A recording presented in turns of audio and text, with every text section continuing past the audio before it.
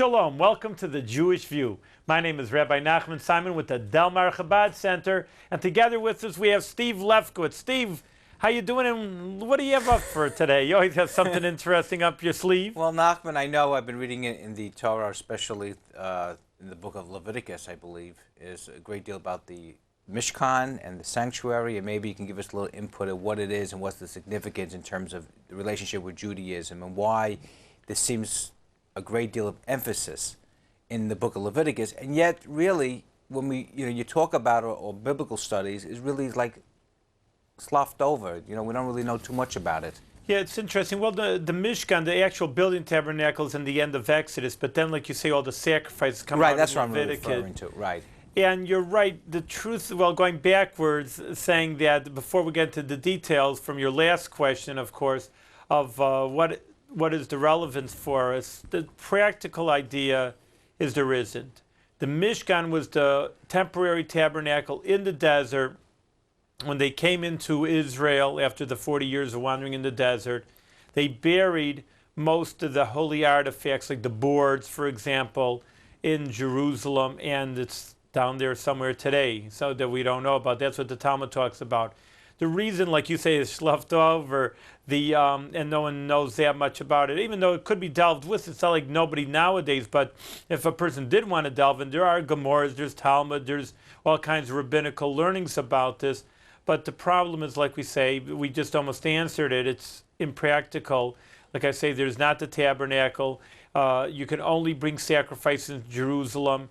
Jerusalem hasn't been, it's around, of course, but the temple hasn't been around for 2,000 years. So Jewish people are forbidden to bring sacrifices, so it's almost like out of date. But I would just say like this, that's truly what I say on a practical level. But there are also deeper explanations for everything in the Torah. So even though maybe practically it's irrelevant, in a deeper sense everything is truly relevant. Now the Mishkan, we can't get into here, maybe it would be good to get some diagrams in here, but the thing is like this, that this was a holy place. It wasn't just like me and you, I mean, not saying anything about ourselves, but okay, let's make a good building, or an architect, maybe beautiful building, but it's almost, that's the end. What you see is what you get. It's a nice building. You say, what's in the foundation? Well, they dug in, they put some cement, and, we had a nice design, so there's nice bricks, there's nice marble. So a house is made out of wood or whatever have you. It's almost period end, that's all. But see, the Mishkan was a godly building, was directed from Hashem to Moses. And really, even though it's made out of different vertical boards and, say, well, I mean, I think people would see pictures of it. They say, well, it's a nice building. I mean, it's nice. Right. And they had tapestries over it. But there's also very deep significance of these deeper secrets, even of the universe, the way it's set up and the way it's arranged in different senses. So everything really does have a deeper significance. But can I just ask one question? Why would God even want to have a sanctuary? I mean, if God is everywhere, why would it have to be confined to a particular spot or location? That's a total excellent question, and it's been asked. It's not original, but it's an excellent. It's an excellent question. I've always learned one thing. It's amazing. If let's say an individual today has a particular thought or question, that issue has been raised by other generations or by other people. You have to really delve really deep to get something original over there. Got to be like a top scholar, but it's a question, and it's surely valid, and surely it's good that you're even asking that, because it's obviously a major idea. The story is like, your question is totally valid, and really, you know what the rabbis say, says, why did God want to in the world? He had a taiva. Taiva in Hebrew means a desire. Mm-hmm. A desire is, for example, if I'd say, where are you going? You'd say, I'm going to the store. I'd say, why? He says, well, I got to pick up a loaf of bread, or whatever, some vegetables for dinner. All right, so totally rational, good question on my part. What are you doing? And you have a totally rational, logical answer. Fine. What if, let's say, I don't know, this is just a regular question, but what if you got up in the middle of the night, or I saw you next morning? What are you doing at 2 a.m. in the morning? Crazy. What's up? And so you'd say, well, I just got to have an ice cream. I got to go to some 24-hour shop or what. I got to have an ice cream now. I says, but why? 2 a.m., this is a time for it? So what would be a logical answer? There isn't. You just say, I have a desire. I just want. That's it. There's no rationale for it. And say, I need the nutrition. I'm dying of hunger. What do you need an ice cream for? So you'd say it's a desire. That's all you'd have to say. I want. That's it. Period. End. I don't have any good reasons for it. So if we can say that about God in a certain sense, and we do have these things in ourselves. Obviously we have to extrapolate. We're not God, but at least this idea that we do things logically and do things that really are beyond us in a way. We just want. Right. And that's what they say. To say that the Almighty has to do anything there, or that there's a reason, like you say, why he has the whole universe. What does he need a building for? There really isn't a real answer. It's just he had the desire. That's how the rabbis say.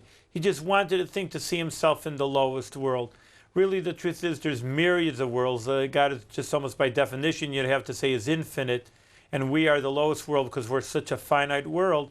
And he just wanted it to be here. But together with this is that together where he is a very holy place. And people actually saw miracles, it says, just when you walked right into the Mishkan. So you could behold the godliness in that sense. Now, you say miracles. What kind of miracles took place there? Well, one of the biggest miracles, because you're dealing, just the idea is amazing of trying to fit an infinite being into a finite space. Right. That itself is, is just in itself a miracle. But we could even behold that, because in the Holy of Holies, now get the dimensions, it's not hard arithmetic, it was 10 long. All right, 10 long, get that. Now, there was the Ark of the Covenant, which Indian Jones made famous. He made it famous. It was famous beforehand, but Indian Jones made it more famous. The Ark of the Covenant, which it says also, which I started to show, these holy artifacts were buried. I don't know if they're in Egypt or in all. You can make your own novels, and it's a free country to make science fiction. Which is what? The Ark of the Covenant. It's really a wooden box layered with gold, like it says, and that's where the tablets, Moses' tablets, were laid in. And that's where the holiest place, where it says that God talked from that place to Moses. Mm-hmm. Now, it was really, the folklore, it says that in the prophets, that it was so holy that the Jews sometimes took it out to battle and would scare their enemies. It was so holy. But like I say, when the temple was destroyed, it was buried, and it wasn't taken captive anywhere, and it's not hidden anywhere but under the Temple Mount. Mm-hmm. And that, I don't know if people are going to excavate so fast. The Muslim temple's on top, and they don't allow people to excavate. The rabbis don't let some people would like to. The archaeologists, they excavate all around, and people go to Israel and they have a good time feeling like they're an archaeologist sifting through the sand. It's like the Tom Sawyer thing, everybody, the painter has to paint. And then one go, ooh, that's interesting over here. I'd like to do it. Right. And here, archaeologists, sifting through the sand is hard work. But everybody, I'll volunteer for that. That sounds interesting. But what kind of sacrifices took place, and is there any special significance with the sacrifices in terms of the religious literature today? The sacrifices, if you want to ask. Which a lot of people ask me, what is the significance to them? And it's a very, very difficult question to answer. To ask, it's easy. It's easy to ask, it's hard to answer. The answer, and this people ask me, it's interesting, and the Lubavitcher Rebbe once addressed it for bringing a public talk, because I really didn't have such a good answer for it. I didn't have any answer, to tell you the truth. Yeah, what did you have to bring a sacrifice, like first thing in the morning, and there's a lot of different sacrifices. You have sin offerings, but there's just even one that are called the Korban Tamid, the constant, one in the morning and one in the afternoon. So what for? One sheep here, one sheep there in the afternoon. So the Rebbe answered something. He said that you almost had to be there to appreciate it. So there's, in a way, to address and to say like a good reason for it, it's hard to give. Even almost what the Rebbe didn't say in such words. But almost he answered, if you would see the spiritualness of what was happening, you wouldn't ask that question. If you felt something's really happening here, then you wouldn't answer it so much. I don't know if it's such a, again, my own example, but an inauguration. What do you need it for? Well, you don't need, you don't ask that. Once you're there and you see a parade, you don't start saying, it's something you feel, it's the ceremony involved. You don't say, well, what's the significance of this guy marching, the guy marching? It's almost like you're caught up in the rapture of the moment, and you don't argue it. Because if you think about it, this is really before synagogues. I mean, when you had the sanctuary, we didn't have synagogues throughout the land, right? And people had to come, what, 3 times a year? 3 times a year during the 3 holidays: Passover, the Shavuos, the feast of the weeks, and Sukkot, the feast of the harvest, which is in the fall time. But So the sanctuary was really the center of Jewish thought, of Jewish concept. you're right. That's a whole section in itself of the, well, you could say after the temple, the involvement of the temple as we have it today, which really hasn't changed that much in a few thousand years. But beforehand, like we say, before the few thousand years, when there was still a temple, there weren't this idea of synagogues all over the place in every community. There was one major focal place. Not to say that they didn't pray, but it wasn't so formal as we have today. You have to remember one thing: everybody knew Hebrew. I mean, you're living in Israel, big deal. I mean, that's, obvious. And they didn't. They could say their feelings by themselves. It was like after the Jewish people went into exile that we have the prayers that were set up for us, and that we go through a road in a more of a format than they had then.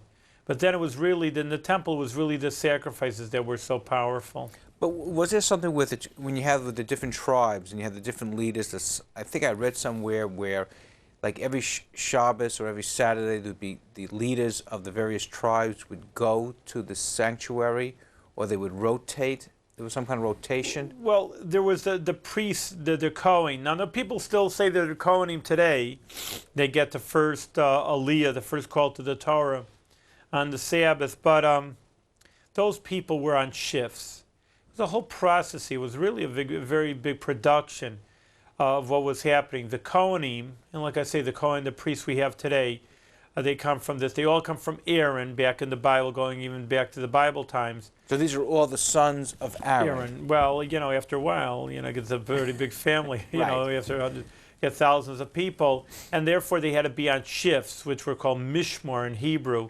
And each shift, every week, that they had different shifts of people working in the temple.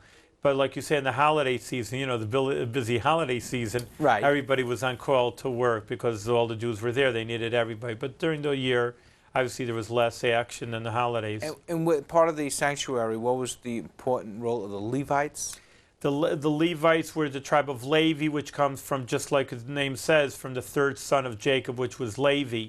Aaron was also from Levi. He was Moses' brother, so obviously he's from the same family, but he was just taken off to be the special priest, and everybody else were just, well, not just, they were Levium. They did a lot of jobs. Like you were talking about before, in the tabernacle, you could read that they carried the tabernacle around. Obviously, once it set up headquarters in Israel, you didn't need to have anything carried around anymore. Mm-hmm. But they were, many times, they sung. It was just beautiful. You can imagine. I mean, this way you get an idea of choirs. They sang, they played musical instruments in the temple. I mean, it was like a production. I mean, it's a little bit, you have to, almost a lot of it, I would say, instead of a little bit, you have to use your imagination. Again, That's why it's almost like an inauguration. I mean, nowadays in the temple, unfortunately, I don't know how many people are that moved. Of course, there's the cantor, and some places even have a choir. I mean, I never heard people that are so moved. A few times people say they're moved at services, or just they go out of road. And, really, it's got to be more inward. It's not so outward. You have to think of the prayers, and you have to be tuned into them, and people aren't educated them, and therefore it seems like there's nothing special happening. In the temple, it was like I say, the way I said before, there was so much outward miracles, but these weren't miracles. But, if you'd hear, if people go, well, today, what moves them? You'd go to a person, you say, well, do you go to temple? Yeah, I go a few times a year, maybe the high holidays, this, that, or the other thing, a bar mitzvah here. And what else do you go? Well, I go to concerts, I go to rock concerts, I go to SPAC, I hear the Philharmonic or whatever, you see the ballet. People are going to movies. So what moves you? Give me what's number 1, 2, and 3. And I think that, rock concert, they'd say, I didn't be good to get a survey, but I'm sure, people agree with me that, I saw a good film, I went to the movies, once in a while I see a tremendous movie, I saw a good TV show, or I went to a concert, a live concert. Where does the services move you? I went. It doesn't really move, or you'd have more people lined up to go to services, obviously. Again, it's more inward, but in a little bit, that's what was even happening in the temple. It was a concert. There was music, and there was musicians, and there was singing, and there's tremendous spirituality. You can understand how people were moved. Then why don't we have today in the sanctuary, in the synagogues, where, especially in Orthodoxy, they don't have music, You're right. or really any choirs. I mean, do they have choirs, or they just might have male choirs? Yeah, well, you have male choirs and you have more cantor. Even cantorials going. I'll say, first of all, let me to get to the cantor in a second. The reason is that rabbinically, they're afraid of, the rabbi said, don't play musical instruments because you could tune them up, a guitar, you give it a tune, and that would be a work on Sabbath. So in order not to prevent you to do a work, there's no musical instruments. That idea never held in the temple because they weren't afraid of someone doing something wrong because it was such a holy place. So that's how it came out. That's the reason. Now, cantorial is interesting. You're allowed to have singers, like in music. And even then, we can talk about the Hasidic innovation of music. I mean, that's a whole story in itself of Jewish music. But of, where it is and where it's going and what it was in the past. And it's just interesting on a practical issue. In the olden times, and I'm just talking about 50 years ago, so we're talking about 2,000 years ago, this is just 50 years ago, cantorial music was a big thing. Right. I mean, you caught to even people from New York, tremendous cantors. Now today, and you talk about even the modern, even in the Orthodox, cantors are not a big thing. They're just not a big thing. People don't want to go there to hear the concert. The people who are going, like I say, have tuned into it, that they say there's something more inward, and they don't just want to sit back and hear someone singing along. So really, cantorial music is, there are synagogues and temples that have cantors, and there's a few schools that teach it, so I'm not going to say it's dead. I don't want to use such a word, but surely not as illustrious as it was even, say, 50. Say someone goes to their grandparents and say, oh, if they were into it, if they were religious about the cantors, ooh, this cantor, that cantor. Right. And now it's just not, they just want to hear someone pleasantly singing.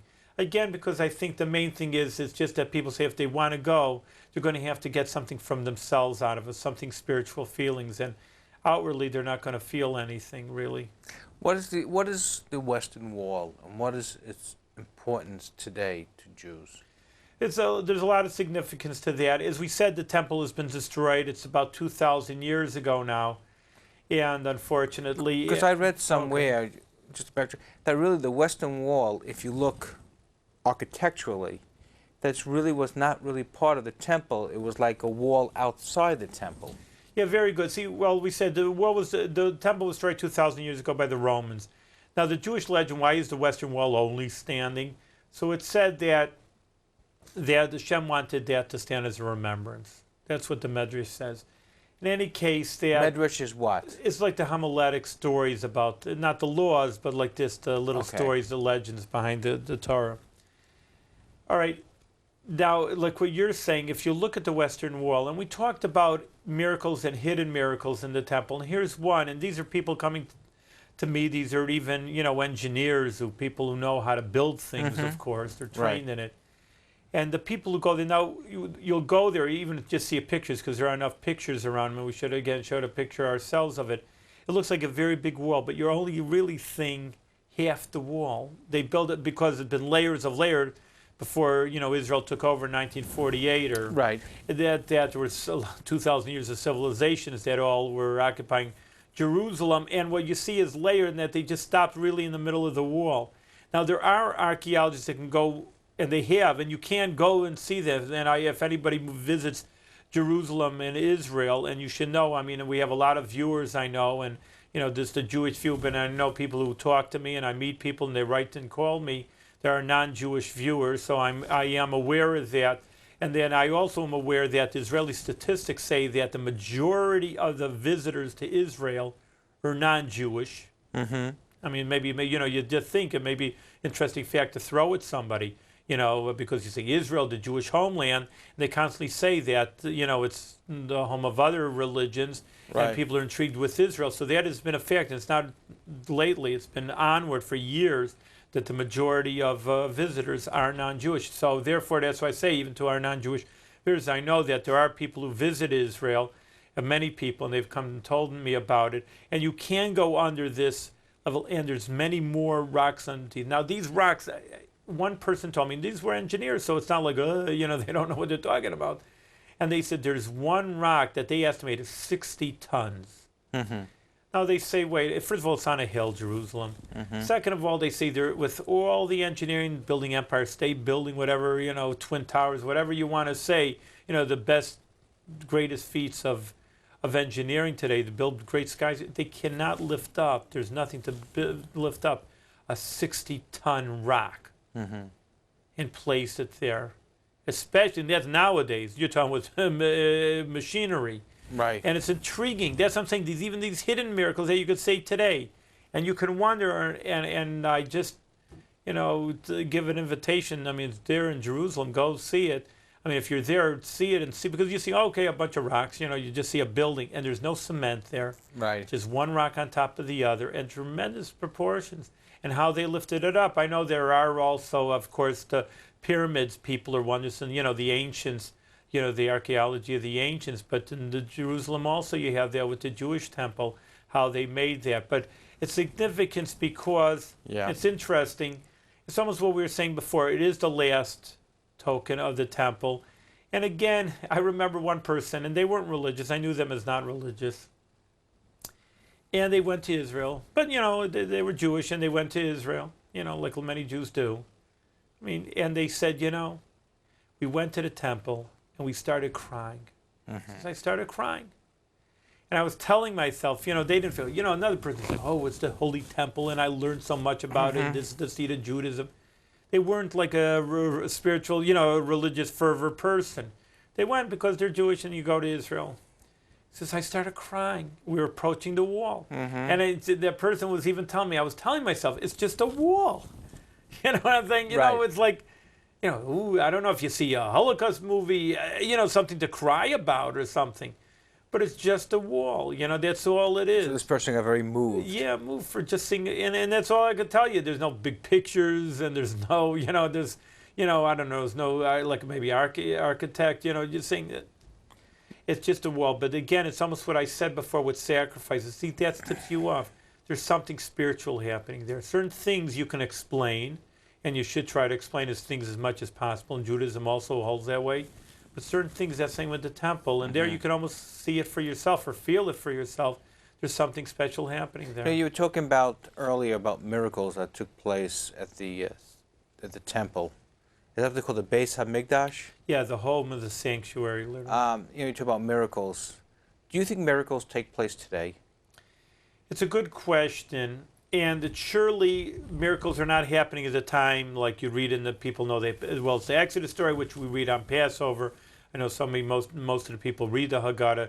The Dam, the first plague, the Nile River turning to blood, the splitting of the Red Sea. Miracles like that, obviously, they're not happening today, or we'd all see them. We don't see them. But there are miracles today that happen through natural means. And that's what I'm saying. You have to. It's a harder aspect nowadays. That's what we were on talking about the temple. Temple, you could show up. Wow, you see a miracle, you'd feel something. That's why you go to Jerusalem. That's why people yearn to go to Jerusalem, because you can just feel it naturally. It's something spiritual feeling. Well, you're away from there, and you just don't naturally feel. So it takes a lot of inner thinking, inner feeling, in retrospect, to get into a very deep spiritual feeling. On the other hand, that you can feel things, but they are in natural ways. So, therefore, I'll give you an example, just a simple example. It's simple, but it's complex. I know. I mean, just get a throw humorous. They say the Mets winning the World Series in '69 was a miracle, but maybe, but just the Jewish people existing today. So on one hand, is it outstanding? No, I mean they're born, you have parents, you exist. What's the big deal? But on the other hand, just that, and in historians, again, looking at deeper, looking at through the history of the Jewish people, and historians have said this. Arnold Toynbee, a world-renowned historian, says, logically, again, he knows his history, so I don't see how the Jewish people exist today. Right. There's so many prosecutions, and, you don't hear about the Babylonians, you don't hear about the Persians, you don't hear about the Medes, all these ancient cultures, and they're all there, and they've been destroyed, assimilated away. Here, even if they're on their own country and they're surrounded by mountains, you could see, okay, they existed after thousands of years. They're protected or something like that. With the Chinese, like a closed country, and they were in the midst of anything. Here you have the Jewish people, for the most part, well, until the 20th century when there's a mass immigration to Israel. But until we're talking about this century, literally, you're talking about the high 90s percentages of the Jewish people not living in Israel, not living in their own Right. homeland, not with their own language, scattered, not just in one region, scattered here, there, and everywhere, and in the Arabic lands, into Russia and Poland, and not speaking the same language, and being prosecuted up, down, and all around, as we all know, and to keep an identity and keep together. Arnold Toynbee says, after all that information and even more information that he knows about the Jewish people, he says, I don't see how they exist today. So if I told you, it's a miracle, well, I'll show you a miracle. Here, the Jewish people existing. Well, that's a big miracle by you. I want to see the Nile River turn to blood, the Hudson River turn to blood, and God forbid, whatever. Show me something. But I can't show you that. But, that's what I'm saying. They're hidden. Why hidden? Because obviously people say, yeah, it's no miracle. On the other hand, if you understand it, you understand, you think into it deeper, hey, there are miracles. And that's what we have to do in our lives also. Wild miracles, I call them wild miracles, like that splitting of the Red Sea, you don't see. Sometimes you will see. The 6-Day War was a miracle. Yeah, again, but it takes a little bit of thinking. You have to say, here's a little land of Israel surrounded by, the odds are against you, so many Arabs, Right. so much land, and they won. Or one step further, after what happened in the Holocaust, and even after the fact that Israel Could even become a nation or survived, something. became a nation. Yeah, truly, that's what I'm saying. It takes a little bit of thinking because it's not open, like I say.